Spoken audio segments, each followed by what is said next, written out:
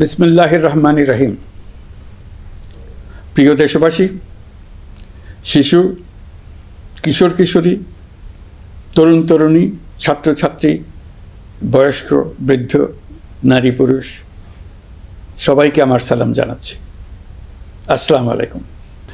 আজ 5ই অগাস্ট, জুলাই গণ অভ্যুত্থান দিবস। বাংলাদেশের ইতিহাসের এক অবিস্মরণীয় দিন। 1 বছর আগে এই দিনে জুলাই গণ অভ্যুত্থান পূর্ণতা পায়। দীর্ঘদিনের ফ্যাসিবাদী শাসন থেকে মুক্ত হয় প্রিয় স্বদেশ। গত বছরের জুনে আদালতের একটি রায়ে সরকারি চাকরিতে কোটা পুনর্বহাল হলে দেশের তরুণ শিক্ষার্থী সমাজ বিক্ষুব্ধ হয়ে ওঠে। তাদের এই ক্ষোভ দাবানলে পরিণত হয় স্বৈরাচারের তুচ্ছতাচ্ছিল্যে, দমন পীড়নে, নির্বিচারে গুলিবর্ষণ, নির্মম হত্যাযজ্ঞের কারণে। স্বৈরাচারী শাসকের নির্দেশে পরিচালিত হত্যাযজ্ঞের সামনে নির্ভীক চিত্তে দাঁড়িয়েছিল এদেশের ছাত্র, শ্রমিক, জনতা। তাদের সম্মুখভাগে ছিলেন আমাদের অদম্য নারীরা। দেশকে স্বৈরাচার মুক্ত করতে অকাতরে জীবন উৎসর্গ করেছেন তাঁরা। আজকের দিনে আমি জাতির সূর্য সন্তান জুলাই শহীদদের গভীর শ্রদ্ধার সঙ্গে স্মরণ করছি। জুলাইয়ে যারা আহত হয়েছেন, চিরতরে পঙ্গু হয়েছেন, দৃষ্টি হারিয়েছেন, জাতির পক্ষ থেকে আমি তাদের প্রতি শ্রদ্ধা ও কৃতজ্ঞতা জানাচ্ছি। প্রিয় দেশবাসী, গত 1 বছরে আমরা অনেক সংকট ও সম্ভাবনার মধ্য দিয়ে পার করেছি। অনেক ঘটনা, দুর্ঘটনা আমাদের গভীরভাবে বেদনাহত করেছে। সর্বশেষ মাইলস্টোন কলেজে বিমান বিধ্বস্ত হয়ে ঝরে গেছে আমাদের কোমলমতি শিশুসহ বেশ কিছু মানুষের প্রাণ। আগুনে পুড়ে আহত হয়েছেন অনেকেই। এই ঘটনা আমাদের সবাইকে শোকস্তব্ধ করে দিয়েছে। এই দুর্ঘটনায় নিহতদের আত্মার শান্তি কামনা করছি। যারা এখনো হাসপাতালে চিকিৎসাধীন তাদের দ্রুত আরোগ্য কামনা করছি। এই ভয়াবহ দুর্ঘটনার পর সিঙ্গাপুর, চীন, ভারত সহ কয়েকটি দেশের যে সকল চিকিৎসক এবং নার্স আহতদের সেবায় অক্লান্ত পরিশ্রম করেছেন তাদের প্রতি কৃতজ্ঞতা জানাচ্ছি। যারা রক্ত দিয়ে আহতদের পাশে দাঁড়িয়েছেন কৃতজ্ঞতা জানাচ্ছি তাদের প্রতিও।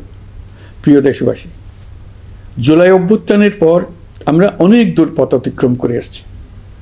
আমাদের জাতীয় জীবনে শান্তি শৃঙ্খলা ফিরে এসছে, অর্থনীতিতে গতিশীলতা এসছে, সংকট দূর হয়েছে।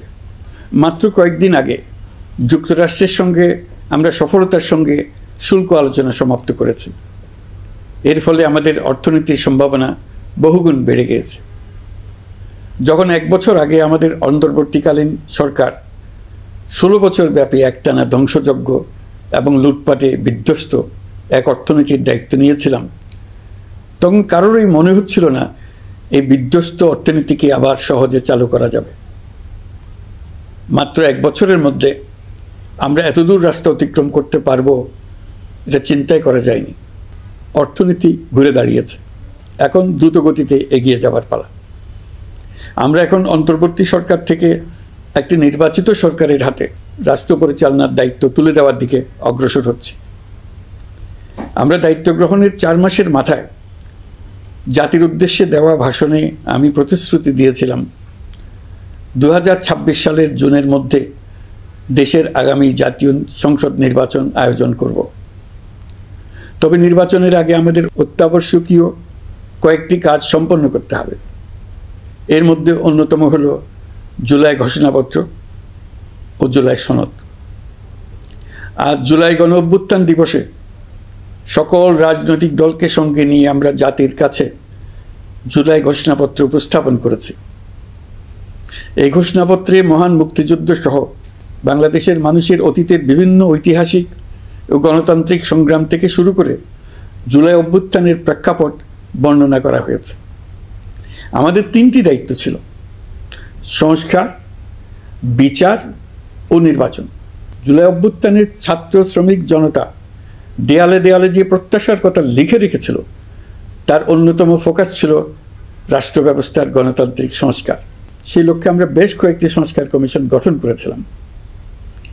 তাদের মধ্যে প্রধান প্রধান সংস্কার কমিশনগুলো যে সুপারিশ পেশ করেছে সেগুলোর মধ্যে স্বল্প সময়ের মধ্যে আশু বাস্তবায়নযোগ্য বহু সংস্কার আমরা ইতিমধ্যে সম্পন্ন করেছি।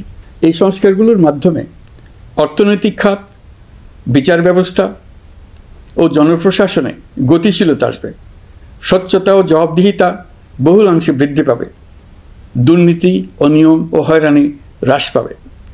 দীর্ঘমেয়াদী সংস্কার কাজ বাস্তবায়নের লক্ষ্যে আমরা জাতীয় ঐকমত্য কমিশন গঠন করেছিলাম। এই কমিশনে 30টিরও অধিক রাজনৈতিক দল ও জোট স্বতঃস্ফূর্তভাবে অংশগ্রহণ করেছে, তাদের মতামত দিয়েছে। প্রাথমিক পর্যায়ে ঐকমত্য কমিশন 166টি সুপারিশ নিয়ে 30টির বেশি রাজনৈতিক দলের সঙ্গে প্রায় 2 মাস ধরে দলগত ও জোটগতভাবে আলোচনা করেছিল। এই প্রক্রিয়ায় যেসব বিষয়ে রাজনৈতিক দলগুলোর মধ্যে ঐকমত্য প্রতিষ্ঠিত হয়েছিল সেগুলো বাদ দিয়ে কমিশনের পক্ষ থেকে 19টি মৌলিক সংস্কারের বিষয় চিহ্নিত করা হয়। দ্বিতীয় পর্যায়ে 23 দিন ধরে আলোচনা শেষে 19টি বিষয়ের বেশিরভাগ ক্ষেত্রেই ঐকমত্য প্রতিষ্ঠা করা সম্ভব হয়েছে, যদিও কয়েকটি ক্ষেত্রে কিছু কিছু রাজনৈতিক দলের নোট অফ ডিসেন্ট রয়েছে। সংস্কারের ক্ষেত্রে আমরা আমাদের লক্ষ্যে পৌঁছাতে পেরেছি। ঐকমত্য কমিশনের পরিচালনায় দেশের সকল রাজনৈতিক দল মিলে দীর্ঘদিন ধরে প্রতিনিয়ত আলাপ আলোচনার ভিত্তিতে জুলাই সনদ চূড়ান্ত হওয়ার পর্যায়ে এসছে। জুলাই সনদ একটি ঐতিহাসিক অর্জন। এটা শুধু আমাদের রাজনৈতিক ইতিহাসে নয়, বৃহত্তর পরিমণ্ডলের রাজনৈতিক ইতিহাসেও স্মরণীয় হয়ে থাকবে। দলিল তো স্মরণীয় হয়ে থাকবেই, এটা রচনার প্রক্রিয়াও স্মরণীয় হয়ে থাকবে। এই দলিল প্রণয়নের জন্য আমি সকল রাজনৈতিক দলের নেতৃবৃন্দকে এবং ঐকমত্য কমিশনের সদস্যবৃন্দকে, বিশেষ করে এই উদ্যোগের নেতৃত্ব দানকারী প্রফেসর আলী রিয়াজকে জাতির পক্ষ থেকে অশেষ কৃতজ্ঞতা ও ধন্যবাদ জানাচ্ছি। রাজনৈতিক দলের প্রতিনিধিরা অত্যন্ত সৌহার্দ্যপূর্ণ পরিবেশে আলোচনায় অংশ নিয়েছেন। মতপার্থক্য থাকা সত্ত্বেও সকল রাজনৈতিক দলের মধ্যে ঐকমত্য তৈরির চেষ্টা ছিল। আমরা আশা করছি এই ঐকমত্যের ভিত্তিতে অচিরে রাজনৈতিক দলগুলি জুলাই সনদে স্বাক্ষর করবে এবং এর বাস্তবায়নেও ঐকমত্যে পৌঁছাবে। জুলাই সনদ বাংলাদেশে সুষ্ঠুভাবে ক্ষমতা হস্তান্তর, জবাবদিহিমূলক রাষ্ট্রীয় প্রতিষ্ঠানগুলোর স্বাধীনতা ও সক্ষমতা, নাগরিক অধিকারের সত্যিকারের বাস্তবায়ন, রাষ্ট্রীয় সম্পদ ও সামর্থ্যের ব্যবস্থাপনা নিশ্চিত করবে। আমাদেরকে নিশ্চিত করতে হবে ভবিষ্যতের কোনো সরকারই যেন আর ফ্যাসিস্ট হয়ে উঠতে না পারে। রাষ্ট্রকে এমনভাবে মেরামত করতে হবে যাতে কখনো কোথাও ফ্যাসিবাদের লক্ষণ পাওয়া গেলেই সেটিকে যেন তাৎক্ষণিকভাবে সেখানেই নির্মূল করা যায়, আর যেন 16 বছরের জন্য অপেক্ষা করতে না হয়, বহু মানুষকে প্রাণ দিতে না হয়, আমাদের যেন আরেকটি গণ অভ্যুত্থানের প্রয়োজন না হয়। জুলাই আগস্টের মানবতা বিরোধী অপরাধ মামলায় বিচার কাজ দৃঢ়ভাবে এগিয়ে চলেছে। বিচারের আনুষ্ঠানিক শুনানি পর্বও শুরু হয়েছে। ইতিহাসের নির্মম হত্যাযজ্ঞে যারা জড়িত তাদের বিচার এদেশের মাটিতে হবেই। বিচার প্রক্রিয়া ও এর ফলাফল ক্রমান্বয়ে মানুষের কাছে প্রকাশিত হতে থাকবে। বিচারের পুরো প্রক্রিয়া দেশবাসীর কাছে স্বচ্ছ ও দৃশ্যমান রাখা হচ্ছে। এবার আমাদের সর্বশেষ দায়িত্ব পালনের পালা, নির্বাচন অনুষ্ঠান। আজ এই মহান দিবসে আপনাদের সামনে এই বক্তব্য রাখার পর থেকেই আমরা আমাদের সর্বশেষ এবং সবচেয়ে গুরুত্বপূর্ণ অধ্যায়ে প্রবেশ করব। আমরা এবার একটা নির্বাচিত সরকারের কাছে দায়িত্ব হস্তান্তরের প্রক্রিয়া শুরু করব। অন্তর্বর্তী সরকারের পক্ষ থেকে আমি প্রধান নির্বাচন কমিশনারের কাছে চিঠি পাঠাবো যেন নির্বাচন কমিশন আগামী রমজানের আগে 2026 সালের ফেব্রুয়ারি মাসে জাতীয় নির্বাচন অনুষ্ঠানের আয়োজন করেন। আপনারা সকলেই দোয়া করবেন যেন সুন্দরভাবে নির্বাচন অনুষ্ঠান করে এদেশের সকল নাগরিক একটি নতুন বাংলাদেশ গড়ার কাজে সফলভাবে এগিয়ে যেতে পারে। আমরা সরকারের পক্ষ থেকে এই নির্বাচন যাতে সুষ্ঠু, শান্তিপূর্ণ এবং উৎসবমুখরভাবে সম্পন্ন করা যায় সেজন্য সকল প্রকার সাহায্য সহযোগিতা প্রদান করব। এবারের নির্বাচন যেন আনন্দ উৎসবের দিক থেকে, শান্তি শৃঙ্খলার দিক থেকে, ভোটার উপস্থিতির দিক থেকে সৌহার্দ্য ও আন্তরিকতার দিক থেকে দেশের ইতিহাসে স্মরণীয় হয়ে থাকে। সেই জন্য সকল আয়োজন সম্পন্ন করতে আগামীকাল থেকে আমরা সকলেই মানসিক প্রস্তুতি ও প্রাতিষ্ঠানিক আয়োজন শুরু করব। নির্বাচনে ভোটারদের সম্পর্কে দুই একটা কথা বলতে চাই। এবার আমরা প্রবাসী ভোটারদের ভোট দেওয়ার আয়োজন নিশ্চিত করতে চাই। অর্থনৈতিক দিক থেকে সম্পূর্ণ বিধ্বস্ত বাংলাদেশ যে আবার দ্রুত ঘুরে দাঁড়াতে পেরেছে, তার বড় কারণ হলো আমাদের রেমিটেন্স যোদ্ধাদের ঐতিহাসিক অবদান। নির্বাচনে তাদের অংশগ্রহণ নিশ্চিত করার জন্য নির্বাচন কমিশন প্রস্তুতি নিচ্ছে। নারী ভোটাররা যেন দেশের সর্বত্র নির্দ্বিধায় আনন্দোৎসাহ সহকারে তাদের ভোট দিতে পারে, এটা নিশ্চিত করতে চাই। এবার যেন কেন্দ্রে কেন্দ্রে নারী ভোটারদের ঢল নামে, আমরা সেই লক্ষ্যে সমস্ত ব্যবস্থা গ্রহণ করব। দেশের মানুষের ভোটাধিকার কেড়ে নেবার কারণে গত 15 বছর ধরে নাগরিকবৃন্দ ভোট দিতে পারেনি। এবারের নির্বাচনে আমরা আমাদের বকেয়া আনন্দসহ মহা আনন্দে ভোট দিতে চাই। এবারের নির্বাচনে জীবনে প্রথমবার ভোট দিতে যাবে এরকম ভোটাররা নানা উৎসবের মধ্য দিয়ে ভোট কেন্দ্রে যাবে, তাদের এই দিনটি স্মরণীয় করে রাখার জন্য। এর মধ্যে নতুন নারী ভোটার থাকবে, নতুন পুরুষ ভোটার থাকবে, এর মধ্যে এমন ভোটার থাকবে যারা 15 বছর আগে থেকেই ভোট দিতে পারত কিন্তু জীবনে একবারও ভোট দিতে পারেনি। এর মধ্যে আসবে যারা 10 বছর আগে, 5 বছর আগে ভোট দিতে পারত কিন্তু পারেনি। আর আসবে ভাগ্যবান ও ভাগ্যবতীর দল, যারা এই প্রথমবার ভোটার হওয়ার যোগ্যতা লাভ করলো এবং সঙ্গে সঙ্গে ভোট দেওয়ার সুযোগও পেয়ে গেল। নির্বাচনের দিনকে আমরা ঈদের উৎসবের মতো করতে চাই। এবারের ভোটের আনন্দ থাকবে সবার মধ্যে। আপনারা সবাই বাচ্চা কাচ্চাদের নিয়ে ভোট কেন্দ্রে যাবেন। নাগরিক অধিকার প্রয়োগের মহা আনন্দ পরবর্তী বংশধরদের কাছে তুলে ধরার জন্য এখন থেকে প্রতিদিন আলাপ আলোচনা করুন। আপনার এলাকায় ভোটদান ব্যবস্থা কেমন হলে সুন্দর হয়, কেমন হলে আনন্দমুখর হয়, সেটা আগে থেকে ঠিক করার জন্য নতুন বাংলাদেশ গড়ার কাজের ভিত্তি রচনা হবে এবারের নির্বাচনে। তার জন্য প্রস্তুতি নিন। প্রিয় দেশবাসী, দেশের ইতিহাসে এখন পর্যন্ত যতগুলো বড় সংঘাত, সহিংসতার ঘটনা ঘটেছে, তার সবগুলোর নেপথ্য কারণ ছিল ত্রুটিপূর্ণ নির্বাচন। ত্রুটিপূর্ণ নির্বাচনের মধ্য দিয়ে কোনো দল যদি গায়ের জোরে নির্বাচিত হয়ে ক্ষমতায় আসে, তার চূড়ান্ত পরিণতি কী তার জুলাই অভ্যুত্থান আমাদের দেখিয়ে দিয়েছে। আমরা ইতিহাসের কলঙ্কিত কোনো অধ্যায়ের পুনরাবৃত্তি আর করতে চাই না। আপনারা প্রত্যেকেই অবগত আছেন, একটা গোষ্ঠী নির্বাচনকে বাধাগ্রস্ত করার জন্য উন্মুখ হয়ে আছে। তারা দেশের গণতান্ত্রিক অগ্রযাত্রাকে ব্যাহত করতে দেশের বাইরে বসে ভেতরে থেকে নানা অপচেষ্টায় লিপ্ত রয়েছে। আমাদেরকে অবশ্যই খেয়াল রাখতে হবে তারা যেন নির্বাচনকে সংঘাতময় করে তোলার কোনো রকমের সুযোগ না পায়। মাথায় রাখবেন, পরাজিত শক্তি নির্বাচনের আগ পর্যন্ত বারবার মাথাচাড়া দিয়ে ওঠার চেষ্টা করবে, কিন্তু একটি অবাধ, সুষ্ঠু, নিরপেক্ষ নির্বাচন সফলভাবে আয়োজন করা গেলে অপশক্তির পরাজয় চূড়ান্ত হবে।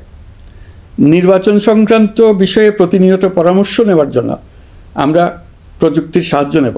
এই জন্য একটি অ্যাপ তৈরির উদ্যোগ নিচ্ছি। দ্রুত এই অ্যাপটি চালু হবে। আপনারা আপনাদের সকল পরামর্শ, সকল মতামত, সকল আশঙ্কা এবং উদ্যোগের কথা এই অ্যাপের মাধ্যমে আমাদেরকে জানাবেন। আমরা তা যথাযথ কর্তৃপক্ষকে জানিয়ে দেব, সমস্যা সমাধানের জন্য ব্যবস্থা নেব। রাজনৈতিক দলগুলোর প্রতি আমার আহ্বান থাকবে, আপনাদের নির্বাচনী ইশতেহারে, আপনাদের প্রতিশ্রুতি, প্রতিজ্ঞা, পরিকল্পনায় কোনো কিছুতেই যেন তরুণরা বাদ না পড়ে, নারীরা বাদ না পড়ে। মনে রাখবেন, যে তরুণ তরুণীরা বাংলাদেশকে বদলে দিয়েছে, তারা বিশ্বকেও বদলে দেওয়ার ক্ষমতা রাখে। আপনার দল থেকে তাদেরকে সেই সুযোগ দেওয়ার উদ্যোগ নেন। আগামী নির্বাচনে সবাই নিরাপদে যার যার পছন্দের প্রার্থীকে ভোট দেবে, এটা নিয়ে কারো কোনো আপত্তির সুযোগ রাখা যাবে না। আমরা সবাই সবার পছন্দের প্রতি সম্মান দেখাবো, এটাই হোক আমাদের প্রতিজ্ঞা। প্রিয় দেশবাসী, আপনারা জানেন, সরকার দায়িত্ব গ্রহণের পরপরই দেশের দক্ষিণ ও উত্তরাঞ্চলে যে ভয়াবহ বন্যা পরিস্থিতি তৈরি হয়েছিল, তা ফসল উৎপাদনে ব্যাপক ক্ষতি সাধন করেছে। এর ফলে নিত্য প্রয়োজনীয় পণ্যের মূল্যবৃদ্ধির আশঙ্কা হয়েছিল। তবে সংশ্লিষ্ট প্রতিষ্ঠান ও কর্তৃপক্ষের যথাযথ পদক্ষেপ, নজরদারি ও মধ্যস্বত্বভোগীদের দৌরাত্ম্য কমানোর ফলে এটি এড়ানো গেছে। বিশেষ করে এবছরের পবিত্র মাহে রমজান মাস থেকে শুরু করে এখন পর্যন্ত বাজার পরিস্থিতি স্থিতিশীল রয়েছে। মূল্যস্ফীতির নিয়ন্ত্রণ ছিল আমাদের জন্য সবচেয়ে বড় চ্যালেঞ্জ। ভঙ্গুর অর্থনীতি ও বন্যার কারণে খাদ্য মূল্যস্ফীতি হয়েছিল প্রায় 14%। এখন সেটা অর্ধেকে নেমে আসছে। আমরা আশা করছি ডিসেম্বরের মধ্যে এটা 6% নেমে আসবে। এই জুন মাসে দেশের সার্বিক মূল্যস্ফীতি কমে 8.48% হয়েছে, যা বিগত 35 মাসের মধ্যে সর্বনিম্ন। এই নিয়ে 4 মাস ধরে সার্বিক মূল্যস্ফীতি ক্রমান্বয়ে কমেছে। বর্তমান অন্তর্বর্তীকালীন সরকারের প্রতি প্রবাসীদের অসীম আস্থার ফলে মুদ্রাবাজারেও স্থিতিশীলতা ফিরে আসছে। গত অর্থ বছরে ব্যাংকিং চ্যানেলে রেকর্ড $3033 কোটি প্রবাসী আয় দেশে এসছে। রপ্তানি আয়ে প্রায় 9% প্রবৃদ্ধি হয়েছে। এর ফলে টাকা শক্তিশালী হয়েছে। অনেক বছর পর ডলারের বিপরীতে টাকার মান বাড়ছে। গত 11 মাসে বৈদেশিক পাওনাদারদের পাওনা সুদ ও আসল বাবদ $4 বিলিয়ন অর্থাৎ $400 কোটি অর্থ পরিশোধ করা হয়েছে, যা এ যাবৎকালের সর্বোচ্চ। আগের বকেয়া আদায় পরিশোধের পরও বৈদেশিক মুদ্রার রিজার্ভ বাড়ছে। আগামীতে এই ধারা বজায় থাকবে বলে আমরা আশা করি। বিদেশি বিনিয়োগ বৃদ্ধিতে বিভিন্ন উদ্যোগ নেওয়ার ফলে এই বছরের প্রথম 3 মাসে বিদেশি বিনিয়োগ এসছে $10,500 কোটি। গত বছরের একই সময়ের তুলনায় এটা দ্বিগুণেরও বেশি। আর অক্টোবর থেকে হিসাব করলে 6 মাসে ফরেন ডাইরেক্ট ইনভেস্টমেন্ট এসছে $16,500 কোটি, যা গত সরকারের আমলের শেষ 6 মাসের তুলনায় দ্বিগুণ। কর্মসংস্থান সৃষ্টি অন্তর্বর্তীকালীন সরকারের অন্যতম বড় লক্ষ্য। সম্প্রতি হংকং ভিত্তিক শিল্পগোষ্ঠী হান্ডা বাংলাদেশের বস্ত্র ও তৈরি পোশাক খাতে $250 মিলিয়ন বিনিয়োগের প্রতিশ্রুতি নিয়ে এসছে, যা এই খাতে চীনা কোনো কোম্পানির একক সর্বোচ্চ বিনিয়োগ। তাদের এই বিনিয়োগের ফলে 25,000 লোকের কর্মসংস্থান হবে। আমরা দৃঢ়ভাবে বিশ্বাস করি হান্ডার এই বিনিয়োগ আরও চীনা কোম্পানিকে এই দেশে বিনিয়োগের জন্য উৎসাহিত করবে। এর মাধ্যমে আমাদের তরুণ তরুণীদের কর্মসংস্থানের পথ খুলবে। গত 16 বছরে দেশ থেকে যে বিপুল পরিমাণ অর্থ পাচার হয়ে গিয়েছে, আমরা সেটা ফিরিয়ে আনার উদ্যোগ নিয়েছি। এই দীর্ঘ আইনি প্রক্রিয়ার জন্য সরকার নামকরা বিদেশি আইনি প্রতিষ্ঠানকে নিয়োগ দিয়েছে। যথাযথ আইনি পদক্ষেপের ফলে বিশ্বের বিভিন্ন দেশে ফেসিবাদী দুর্বৃত্তরা যে অর্থ সম্পদের পাহাড় গড়েছে তার কিছু কিছু ইতিমধ্যে জব্দ হয়েছে। এই কার্যক্রম সঠিকভাবে চালিয়ে যেতে পারলে অল্প সময়ের মধ্যে আরও কিছু ইতিবাচক ফলাফল পাওয়া যাবে বলে আমি বিশ্বাস করি। দেশের ভেঙে পড়া অর্থনীতিকে মজবুত করতে হলে আমাদের চিন্তায় মৌলিক পরিবর্তন আনতে হবে। আমি বরাবরই বলে এসেছি, এদেশের নদী ও বিশাল সমুদ্র আমাদের মূল্যবান সম্পদ। আমরা এই সম্পদকে কাজে লাগিয়ে সমান্তরালভাবে পানিভিত্তিক অর্থনীতি গড়ে তুলতে চাই। আমরা প্রায় ভুলে যাই যে বঙ্গোপসাগরের একটা অংশও আমাদের দেশ। এর পরিমাণ আমাদের মোট জমির পরিমাণের চাইতে বেশি। আমরা প্রায় সবসময় জমিভিত্তিক আমাদের অর্ধেক দেশ নিয়ে মাথা ঘামাই, বাকি পানিভিত্তিক অর্ধেক দেশকে হিসাবেই ধরি না, কারণ আমরা ওই অংশে বসবাস করি না। আমরা তো হাওর বাওরেও বসবাস করি না, তাই বলে তো তাকে হিসাবের বাইরে রাখেন। এখন থেকে আমাদের অংশের বঙ্গোপসাগরকে আমরা আমাদের দেশের মূল্যবান অংশ, এই কথা সবসময় মাথায় রেখে অগ্রসর হব। এই অংশের পানির উপর দিয়ে দেশ বিদেশের সঙ্গে আমরা বাণিজ্য করব। তার মাধ্যমে আমরা পুরো পৃথিবীকে আমাদের প্রতিবেশী বানাবো। এই পানির মধ্যে আছে অফুরন্ত সম্পদ, মৎস্য সম্পদ, যা প্রতি বছর ফসল দেয়। এই পানির নিচে আছে অফুরন্ত গ্যাস। এর সব কিছুকে নিয়েই প্রতিনিয়ত আমাদের চিন্তাভাবনাকে চালিত করতে হবে। বর্তমান সরকার চট্টগ্রাম বন্দর ব্যবস্থাপনাকে নতুন করে সাজানোর উদ্যোগ নিয়েছে। সরকার সম্প্রতি বাংলাদেশ নৌবাহিনী পরিচালিত ড্রাই ডক লিমিটেডকে নিউ মুরিং টার্মিনাল কন্টেইনার হ্যান্ডলিংয়ের দায়িত্ব দিয়েছে। তারা কাজ শুরু করা মাত্রই কিছু ইতিবাচক পরিবর্তন এসছে। প্রথম 2 সপ্তাহে দেখা গেছে আগের তুলনায় প্রতিদিন গড়ে 225টি বেশি কন্টেইনার হ্যান্ডলিং হচ্ছে। এই বন্দরকে আধুনিকভাবে গড়ে তোলা গেলে তা শুধু বাংলাদেশের অর্থনীতিতেই ভূমিকা রাখবে না, নেপাল, ভুটান সহ পার্শ্ববর্তী অঞ্চলের অর্থনীতিতে ইতিবাচক ভূমিকা রাখতে সক্ষম হবে। বিনিময়ে তারাও উপকৃত হবে, আমরাও উপকৃত হব। আমাদের উপকূল অঞ্চল অফুরন্ত সম্ভাবনার আধার। কুমিরা থেকে টেকনাফ পর্যন্ত নানা বন্দরের কর্মচাঞ্চল্যে সমগ্র উপকূল অঞ্চলকে দক্ষিণ এশিয়ার একটি গুরুত্বপূর্ণ অর্থনৈতিক প্রাণকেন্দ্র হিসেবে প্রতিষ্ঠা করবে। এই পুরো অঞ্চলে অনেকগুলো শিল্পাঞ্চল গড়ে উঠবে শুধু সমুদ্রের সান্নিধ্য এবং তার ব্যবহারের দক্ষতার কারণে। সমুদ্র উপকূলীয় অঞ্চলের সম্পদ ও পরিবেশের টেকসই ব্যবহার নিশ্চিত করতে আমাদের বন্ধু দেশগুলোর সঙ্গে আলোচনা শুরু করেছি। তারা উৎসাহ সহকারে সাড়া দিয়েছেন। গভীর সমুদ্রকে আমরা এখনও আমাদের কল্যাণে কাজে লাগাতে পারিনি।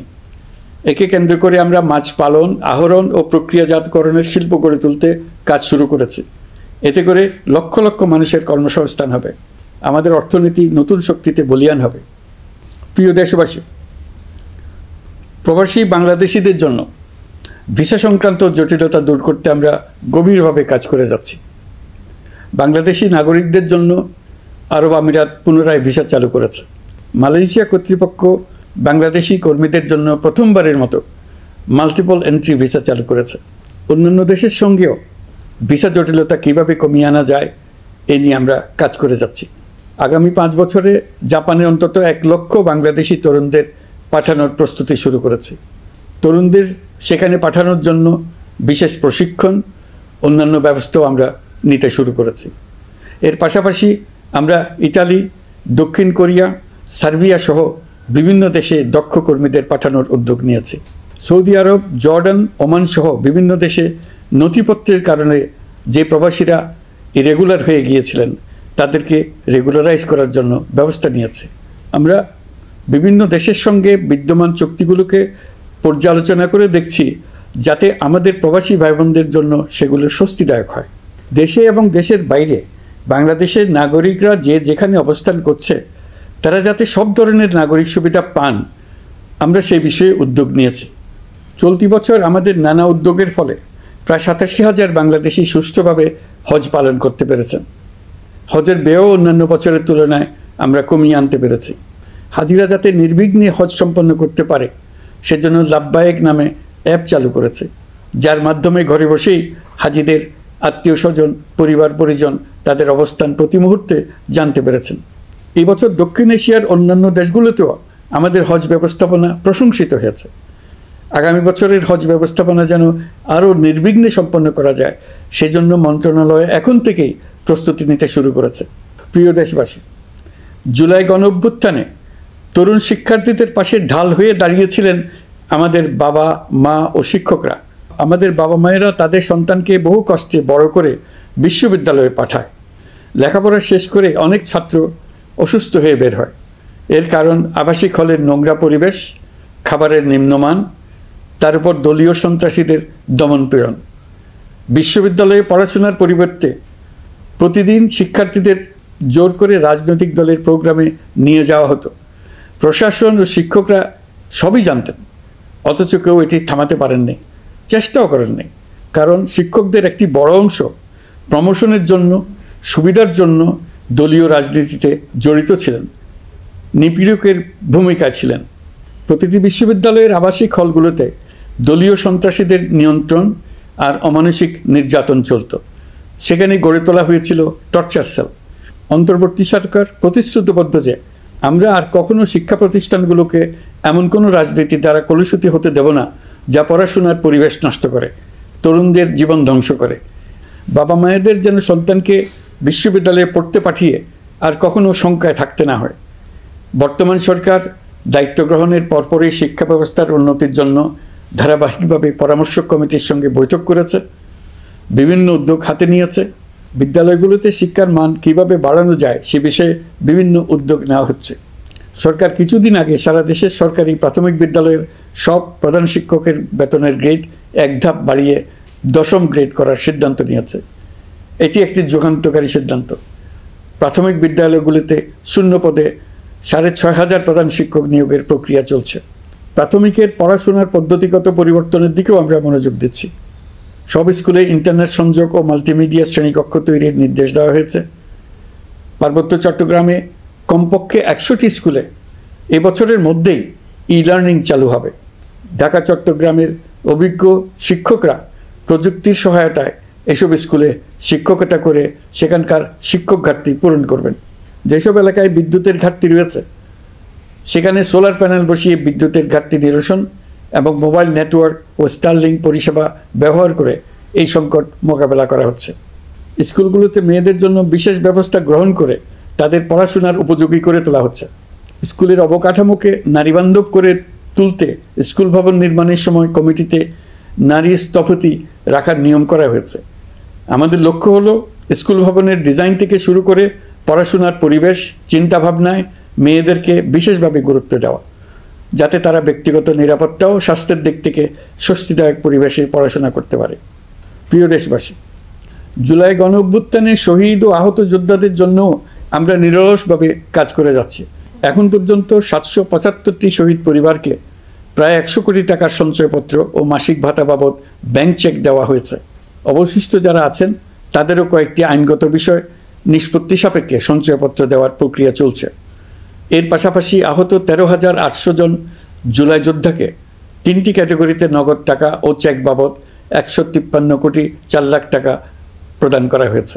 78 জন অতি গুরুতর আহত জুলাই যোদ্ধাকে সিঙ্গাপুর, থাইল্যান্ড, তুরস্ক এবং রাশিয়ার উন্নত চিকিৎসার জন্য পাঠানো হয়েছে এবং চিকিৎসা ব্যয় বাবদ এ পর্যন্ত প্রায় 100 কোটি টাকা ব্যয় হয়েছে। আহতদের পুনর্বাসনের জন্য সরকারের সবকটি মন্ত্রণালয়ের সম্মিলিত প্রচেষ্টায় বিভিন্ন ধরনের উদ্যোগ নেওয়া হচ্ছে। ফেসিবাদী সরকারের আমলে দেশের শহরে বন্দরে হাজারো প্রতিষ্ঠান, সড়ক, সেতু, সেনানিবাস, যুদ্ধজাহাজ, স্কুল, কলেজ, বিশ্ববিদ্যালয়ের নাম পরিবর্তন করে স্বৈরাচার তার নিজের এবং নিজের পরিবারের সদস্যদের নামে চালু করেছিল। আমরা সব নাম পরিবর্তন করে আগের নাম বা মানানসই নাম করে দিয়েছি।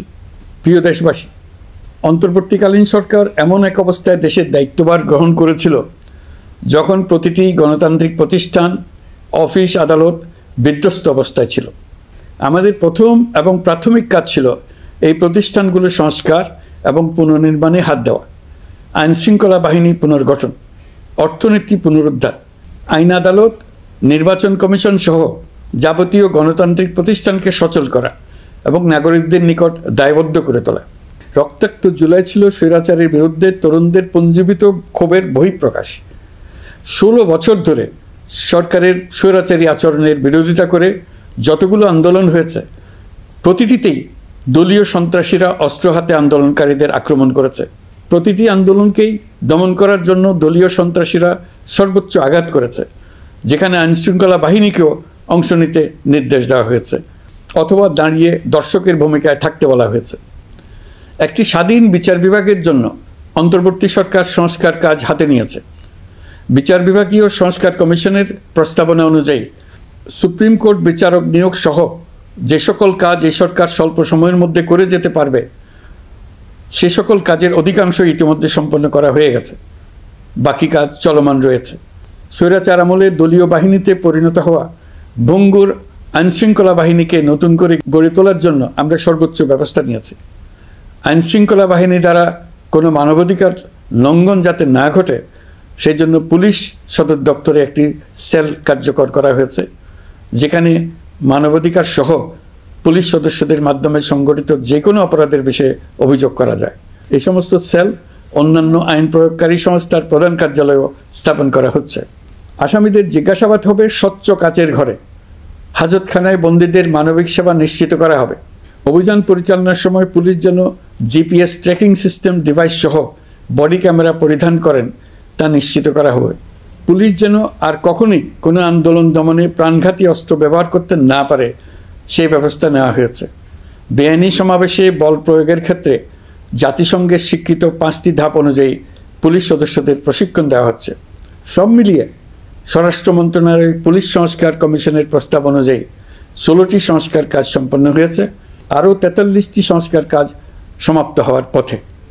দেওয়ানি আইন, নারী ও শিশু নির্যাতন দমন আইন সহ বিভিন্ন আইনগত সংস্কার সম্পন্ন হয়েছে। সম্প্রতি সরকার ফৌজদারি কার্যবিধি সংশোধন অধ্যাদেশ 2025 অনুমোদন করেছে।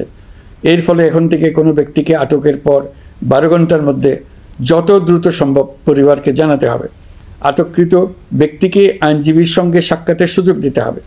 গ্রেপ্তারকৃত ব্যক্তি রিমান্ডের পর অসুস্থ বা আহত হলে তাকে ডাক্তার কর্তৃক পরীক্ষা করতে হবে এবং আঘাতের কারণ নিশ্চিত হতে হবে।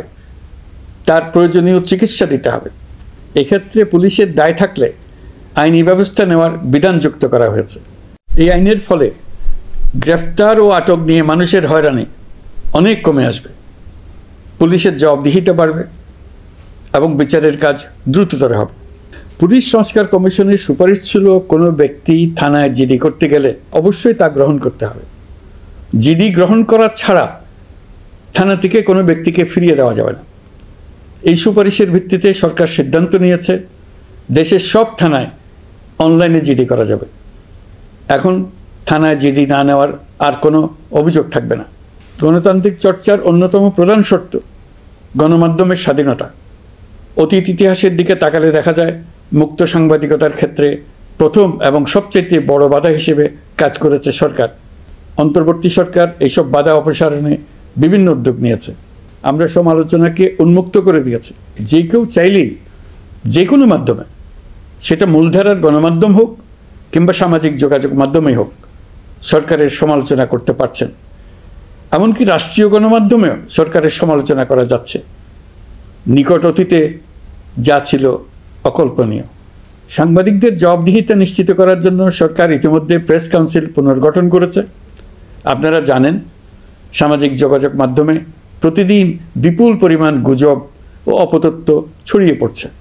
দেশকে অস্থিতিশীল করতে হাতিয়ারে পরিণত হয়েছে গুজব। অপতথ্য মোকাবেলা করার জন্য সাংবাদিকদের সক্ষমতা বাড়াতে বিভিন্ন ধরনের প্রশিক্ষণের ব্যবস্থা নেওয়া হচ্ছে।